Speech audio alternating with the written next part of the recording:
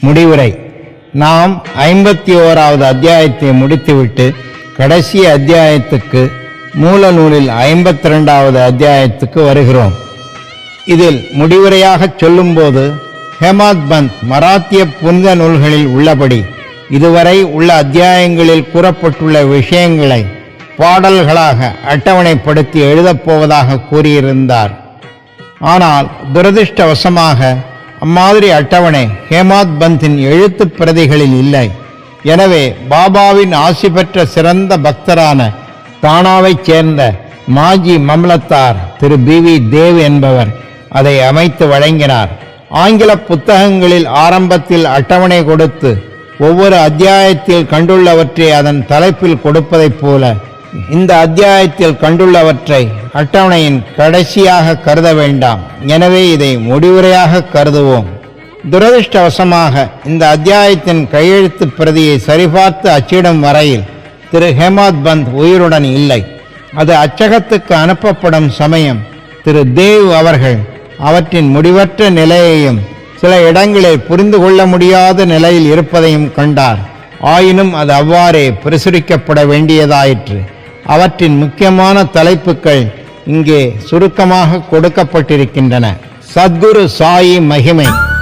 விருப்பு வெறுப்பு இல்லாதவரும் உயர்வு தாழ்வுகளை கருதாதவரும் எவருக்கு பக்தர்கள் எல்லோரும் ஒரே மாதிரியாக காணப்படுகிறார்களோ, எவர் உயிரினங்கள் எல்லாவற்றிலும் எவ்வித பேதமும் இன்றி கலந்து நிற்கின்றாரோ, எவர் இந்த அண்ட சராச்சரங்களில் உள்ள அசையும் அசையா பொருட்களை பகவான் பிரம்மனுடைய ரூபத்தில் உண்டாக்கி வீடுகள், அரண்மனைகள் மற்றும் ஆகாயம் இவை யாவற்றையும் சூழ்ந்து நிற்கிறாரோ, அந்த சமர்த்த சாயியை சாஷ்டாங்கமாக நமஸ்கரிக்கிறோம். அவரை நினைத்தாலும் சரணடைந்தாலும் அவர் நமது எல்லா விருப்பங்களையும் நிறைவேற்றி நம்மை வாழ்வின் லட்சியங்களை அடையச் செய்கிறார். லோகாயத இச்சைகளாகிய இந்த சமுத்திரத்தை கடப்பது மிகவும் கடினம். மோகம் என்ற அலைகள் உயர்ந்து தீய எண்ணங்களாகிய கரையை நோக்கி ஓடி மோதுகின்றன. ஆதலால் நமது மன வலிமையாகிய மரங்கள் வேருடன் வீழ்த்தப்படுகின்றன. அகங்காரம் என்னும் காற்று கடுமையாக வீசி கடலை கொந்தளிக்கச் செய்கிறது. வெறுப்பு கோபமாகிய முதலைகள் பயமின்றி திரிகின்றன. நான் எனது என்ற எண்ணங்களும் மற்ற சம்சயங்களும் நீர்ச்சுழல்களாக இடையராது சுற்றி கொண்டிருக்கின்றன. திட்டுதல், வெறுத்தல், பொறாமை ஆகிய எண்ணற்ற மீன்கள் அங்கு விளையாடுகின்றன. இவ்வளவு பயங்கரமானதாகவும் கொடுமையானதாகவும் இந்த கடல் இருந்தாலும் சத்குரு சாயி இதை அழிக்க வல்லவர். அவரது பக்தர்கள் இதை பற்றி பயமடைய வேண்டியதில்லை. நமது சத்குரு இந்த கடலை பத்திரமாக கடப்பதற்கு வேண்டிய படகு போன்றவர். பிரார்த்தனை. இப்போது நமது சாய்பாபாவின் முன்னே முழுவதுமாக வீழ்ந்து அவர் பாத கமலங்களை பற்றி கொண்டு கீழ்கண்டவாறு எல்லோரும் எல்லாவற்றுக்குமாக பிரார்த்திப்போம். எங்களது மனம் கண்டவாறு அலையாமல் தங்களைத் தவிர வேறு எதையுமே விரும்பாமல் இருக்கட்டும். இந்த சச்சரித்திரம் எல்லோருடைய இல்லங்களிலும் இருந்து தினசரி பாராயணம் செய்யப்படட்டும். இதை தினமும் முறையாக படிப்பவர்களின் துயரங்களை தீருங்கள். பலஸ்ருதி பாராயண பலன். இந்த சச்சரித்திரம் படிப்பதால் நீங்கள் பெறும் நலன்களை பற்றி சில வார்த்தைகள். புனித கோதாவரி நதியில் குளித்துவிட்டு ஷீரடியில் உள்ள சமாதி மந்திரில் உள்ள பாபாவின் சமாதியை வணங்கி தரிசித்து இந்த சச்சரித்திரத்தை படிக்கவோ அல்லது கேட்கவோ வேண்டும். இதை செய்தால் உங்கள் உடல், பொருள், ஆவியை தாக்கும் தீங்குகள் மறையும். தற்செயலாக சாயின் கதைகளை நினைப்பதன் மூலம் உங்களை அறியாமலேயே நீங்கள் ஆன்மீக வாழ்வில் விருப்பம் கொண்டு இந்த சச்சரித்திரம் ஆர்வமுடன் படிப்பதால் உங்கள் பாவங்கள் அழிக்கப்படும்.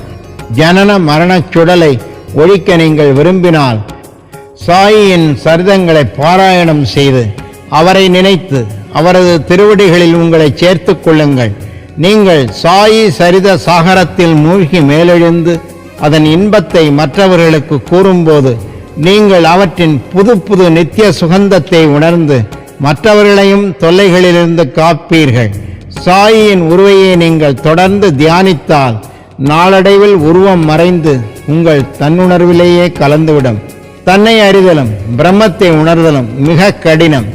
ஆனால் சகுண பிரம்மாவாகிய சாயின் உருவத்தின் மூலம் வழிபட்டால் உங்கள் பிரம்ம உணர்வின் முன்னேற்றம் எளிதாகும். பக்தனானவன் தன்னை சாயியிடம் பரிபூர்ண சரணாகதியாக்கிவிட்டால் தன்னுடைய தனித்தன்மையை இழந்து அவருடன் ஐக்கியமாகி கடலுடன் நதி சங்கமிப்பதைப் போல அவருடன் ஒன்றாகிறான். கனவிலோ உறக்கத்திலோ அல்லது விழித்திருக்கும் நிலையிலோ இவ்வாறு அவருடன் இரண்டர கலந்தால் நீங்கள் சம்சார பந்தத்தை ஒழிக்கிறீர்கள். யாராயினும் குளித்துவிட்டு அன்புடனும் உண்மையுடனும் அதை ஒரு வாரத்துக்குள் படித்து முடித்தால் அவர்களை பீடித்த கேடுகள் மறையும். படிக்க கேட்பவர்களுக்கு வரும் அபாயங்களும் நீக்கப்படும். இதை பாராயணம் செய்து செல்வத்தை விரும்புபவன் செல்வத்தையும், நல்ல வியாபாரிகள் வியாபாரத்தில் வெற்றியையும் அடைவார்கள். உண்மைக்கும் பக்திக்கும் தகுந்தவாறே பலன்களும் அமையும். இவைகளின்றி எவ்விதமான அனுபவமும் இல்லை. இந்த சச்சரித்திரத்தை பக்தியுடன் படித்தால் சாயி மனம் மகிழ்ந்து உங்கள் அறியாமையையும் ஏழ்மையையும் நீக்கி உங்களுக்கு ஞானமும் செல்வமும் க்ஷேமமும் நல்குவார். கருத்தூன்றிய மனத்துடன் ஒவ்வொரு நாளும் ஒரு அத்தியாயம் படித்தால் அது எல்லையற்ற ஆனந்தத்தை கொடுக்கும். தனது நலனை எவன் மனதில் கொண்டுள்ளானோ அவன் கட்டாயம் கவனமாக படிக்க வேண்டும். தொடர்ந்து பிறவிகளில் ஒவ்வொரு பிறவியிலும் எப்போதும் சந்தோஷமாக அவன் சாயியை நினைப்பான். முக்கியமாக குரு பூர்ணமி, கோகுலாஷ்டமி, ஸ்ரீராமநவமி, நவராத்திரி, பாபா பிறந்த தினங்களில் இந்த சச்சரித்திரம் வீடுகளில் பாராயணம் செய்யப்பட வேண்டும். இதை கவனமுடன் படித்தால் உங்கள் ஆசைகள் நிறைவேற்றப்படும். அவர் பாத கமலங்களை உங்கள் மனத்தால் நினைத்தால் சம்சார சாகரத்தை சுலபமாக கடப்பீர்கள். இதை கற்பதால் நோயாளிகள் குணமுற்று திடகாத்திரமடைவார்கள், ஏழைகள் செல்வம் அடைவார்கள், கீழ்நிலையில் உள்ளோரும் நசுக்கப்பட்டோரும் உன்னத நிலை பெறுவார்கள். மனம் சலனங்களிலிருந்து விடுபட்டு ஒரு நிலைப்படும். நல்ல அன்பும் பக்தியும் உள்ள வாசகர்களே, கேட்பவர்களே, உங்களை வணங்குகிறோம். வணங்கி ஒரு வேண்டுகோள் விடுக்கிறோம். தினமும் மாதக்கணக்கிலும் படித்த சாயின் கதைகளை ஒருபோதும் மறக்காதீர்கள். நீங்கள் எவ்வளவு ஆவலுடன் படிக்கிறீர்களோ அல்லது கேட்கிறீர்களோ அவ்வளவுக்கவ்வளவு நாங்கள் சாயினால் உற்சாகமூட்டப்பட்டு உங்களுக்கு சேவை செய்வதிலும் உதவியாக இருப்போம். இதன் ஆசிரியர் வாசகர் இருவரும் ஒத்துழைத்து உதவி செய்து கொண்டு மகிழ்ச்சியாக இருக்க வேண்டும். பிரசாத் யாஷானா, பிரசாதம் கோரல். கீழ்கண்ட பிரசாதம் அல்லது உதவி கோரி பிரார்த்தித்து இந்த அத்தியாயத்தை முடிக்கிறோம். வாசகர்களும் பக்தர்களும் சாயின் பாதகமலங்களை சர்வபக்தி பூர்வமாக நினைக்கட்டும். சாயின் உருவம் அவர்கள் கண்களில் நிலைக்கட்டும். அவர்கள் சாய் பாபாவை எல்லா உயிர்களிலும் காணட்டும்.